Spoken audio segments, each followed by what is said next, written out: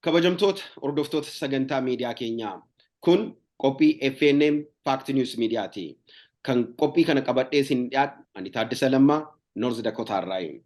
Abbootii amantaa fi abbootii gadaa keenya miinaa poolisii irraa tokkoffaan abbaa gadaa Hasan Hussein Kadirin, lammaffaa abbaa gadaa Ibroo Waliyyi waliin ergaa isaan nu dabarsan dhaggeeffadhaa. Gara isaanitti isin dabarsaa. Abbootii keenya baga isiniin ga'e, baga waliin nu ga'e isiniin jedhaa. Ergaa keessan dabarsuu dandeessu. Galatoomi ilma keenya Lammaa fayyaa ta'ee ayyaanni kun ayyaana kabajamaa Muslima biratti, Muslima addunyaa biratti, Muslima Itoophiyaa fi nuyi ala jiru birattis ayyaana guddaadha.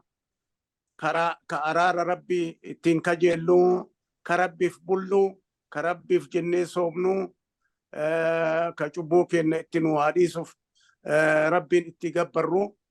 Ji'a araara maatii kanaaf ummata keenya, ummata biyyaa, ummata alaa warra amantaa muslimaa hordofan ka addunyaa hundaan baga iida baranaatiin isin ga'ee barri kuni ka araaramaa, soomni kuni ibaadan godhattan kuni ka araaramaa, ka ziyaadaa, ka jannata ittiin argattan, ka addunyaallee barakaa ittiin argattan isiniif haa ta'u.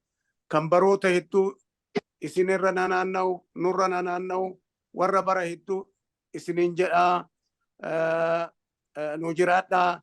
Iida barakaa ayyaana gaarii isinii hawwaa jiraadhaa. Ani immoo biyya Ameerikaa Minisoota irraa abbaa Hasan jedhamee beekamaa Hussein Kadir badhaasuti. Biyyatti abbaa Qaasimiin na beekanii baga nu jiraattan jedhaa warra biyyaatiin fayyaa ta'e. Ulfaadhaa abbaa gadaa keenya abbaa Hasan. Itti aansuudhaan immoo abbaan gadaa keenya ulfaataan kabajamaan Ibroo Waliyyi isin immoo erga nu dabarsaa. Bismillahirrahmanirrahim. Alhamdulillahi rabbil alamin. Gooftaa keenya ka guyyaa kana sooma waggaa 1444 kana nu gahe ummata muslimaa addunyaa irra jiru maraanuu baga Rabbi isiniin gahe jedhaa. Baga gammaddanii baga Rabbi waliin nu gahe. Ammallee Rabbi waggaa biraallee Rabbi guutuu waliin ittiin waa deebisuu.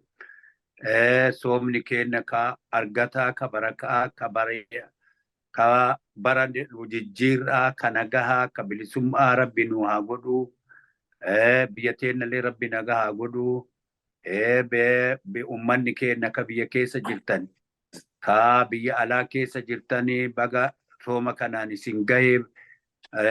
Gammachuu waggaa maraa irra deebisee Rabbi isiniin haa ga'u. Maatii keessa waliin, qabeenya keessa waliin, ka hormaataa, ka durummaa, ka itti hortan, ka itti bultan, ka itti jiruu keessan itti jijjiirattan Rabbi isinii haa godhu. Waggaa mara Rabbi guutuun maatii keessa waliin Rabbi waliin isinitti haa deebisu. Ulfaadhaa abbaa gadaa keenya Ibroo Waliyyi. Abbaa san wanni itti dabaltan hoo jiraate? Wanni itti dabalu jiini kun ji'a araaramaati. Warri amantaa kiristaanaa ortodoksiin hordofuu dhihoo kana torban kana keessa hiikee isaanillee baga gammaddan jennaa. Waliigalatti ummanni biyya keenyaa Rabbiif buluu jecha Rabbiif mataa gadi qabachuuf beelaa fi sagadaan ji'a kana gaggeessaa. Kuni biyya keenyaaf immoo biyya Itoophiyaa biyya nabiyyiin keenya alayhissalaam biyya nagaati jedhee wayita biyya Makkaatitti rakkatu itti ergee nagaa kana awaajee. Ergaa kana biratti Itoophiyaan tuqinaa, namni Itoophiyaa tuqin hoffolu wanna jedhu tu himamaa.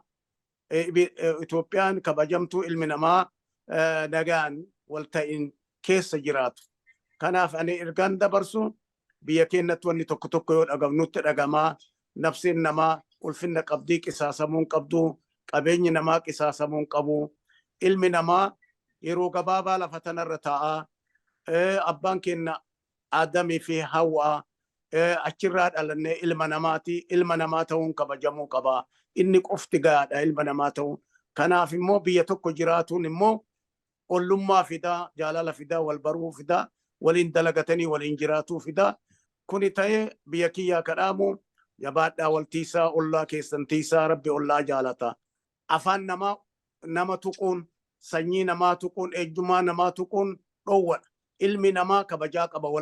ani waan tokko tokko kan dhageenyu nuyi akka Oromootitti hedduu biyya alaatitti dalagaa fi barnoo facaanee jirra malee biyya ollaa keessatti hedduu facaanee hin jiru. Uummata biraa immoo in amannaa miliyoonan nu keessa jiran. Kanaaf wal kabajuun nurra jira. Waan tokko tokko nama xiqqeessuu arrabaan nama tuquu dhageennaa. Uummanni sun ofaatiisuu ollummaan hin balleessinii. Uummata wal keessa qabu kan ammoo hamilee tuqaa. Ergaan kiyya kanumaa nu jiraadhaa Ramadaan araaramaa ka waggaan galataa jedha. Fayyaa ta'e. Ulfaadhaa abbaa keenya ergaa guddaa kan kabajamaa fi jaalatamaa akkasumas hunda keenyaaf ta'u kan dabarsitanii ulfaadhaa. Wanti itti dabaltan abbaa Gadaa Ibroo? Biyyi teenna namni keenna afaan keessan tokko godhaa walii galaa wal beekaa yoo wal beekan malee wanni biraa hin taatu. Jabummaa namni jabaan nama arrabsu nama xiqqootu nama arrabsaa.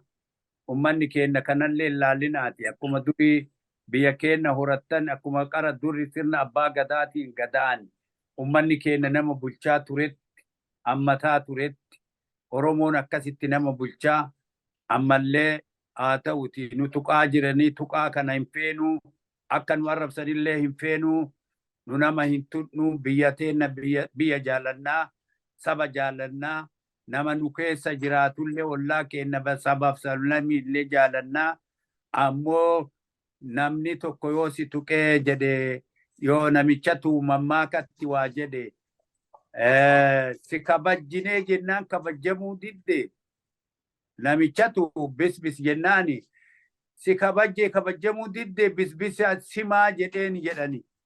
Akkuma san namni nama arrabsu suni nama ufii arraba qabutu nama arrabsaa. Arraba kana nu laaluu irraa qabna. Arrabni kun akka nurraa dhaabatu nu sirna gadaa, sirna seeraa, sirna gadaan bulchan amantii islaamaatiin illee nagaa dhaamanii olomaan kenna.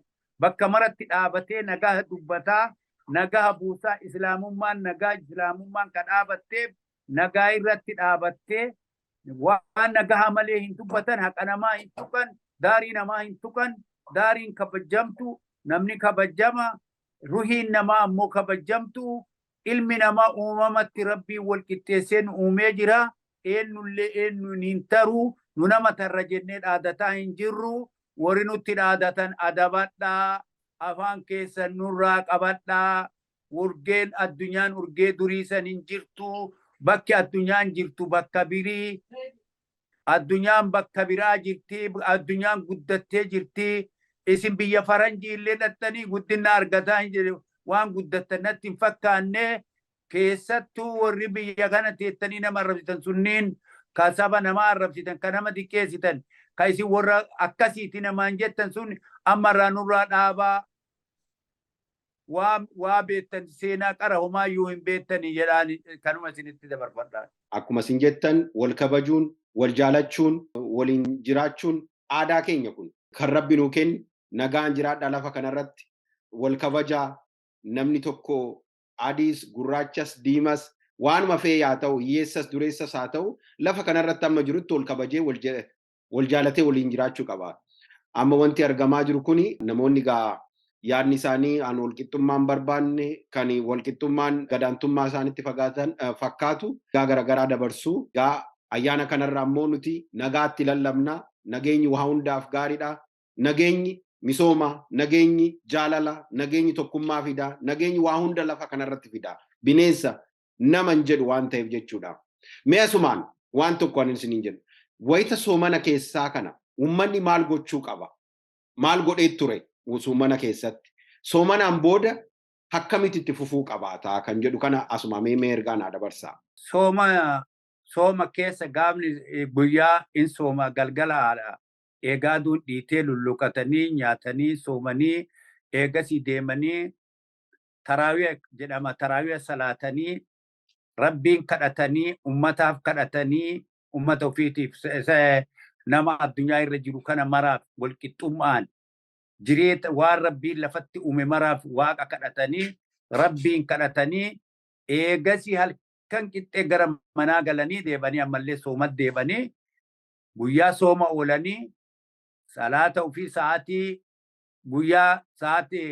guyyatti 5 salaata rabbiin nu jedhe san salaannaa sunnaa itti dabala sunnaa jechaan jala buufata jala kaayannaa eegasi ammallee lulluqannee yookaanillee salaata masjiidatti yeroo maraayyuu masjiidatti dabarsinaa mana rabbii san keessatti dabarsinaa nama maraaf karakkatiif waa rabbii waamatanii ka hiyyoomate karaa beela hin nyaachisanii ka zakaatul fitri jedhanii zakaatul fitri kanallee ufirraa baasanii mataa ijoollee irraallee baasanii qabeenya ofii qaban kan irraallee zakaa baasanii akka parsantii rabbii itti kaayetu jira akka rasuulli keenya itti kaayetu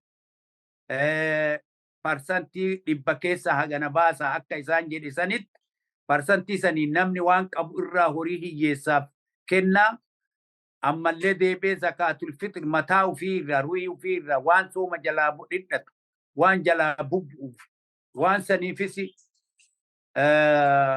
zakaatul fitr amma galgala kana gazee udula salaata zubii wannaa hin salaatin zakaatul fitrin kafallaa eegasiin dudda duuba zakaatul fitrii san kafallee kaanee salaanna eega kuni kadhaa keenya ka waggaati eegasii guyyaa boruu idarra oollaa iftaan ammoo guyyaa jahaaf salaan soomnaa soomni sunis akkasuma kadhaa waliin dabraa eennuuf kadhanna nam tokkoyyuu waan rabbiin keenya islaamaa akka nutti manitti nu hin qaraane akka nutti manitti namallee ollaa keessan kabajaa nama kabajaa nama hin tuqinaa nagaa jechuun islaamaa jechuun salaamaa jechuun nagaa jechuun ummanni islaama jechuun amantii keenya irratti nagaa amantii nagaati jedhan kanaaf kan hojjetaa dabrine.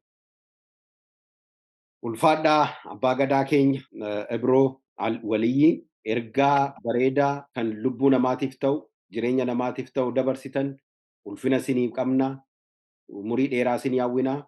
Egaa irra deebuudhaan kabajamtoota fi hordoftoota sagantaa miidiyaa FNM irra deebuudhaan baga ayyaana Iidal Fitr bara 1444 isin ga'e jechaa ayyaanni kun kan milkii kan badhaadhinaa kan jaalalaa fi kabajaa siniif haa ta'u jechaa sagantaa keenya har'aa kan asirratti goolabnee jirra.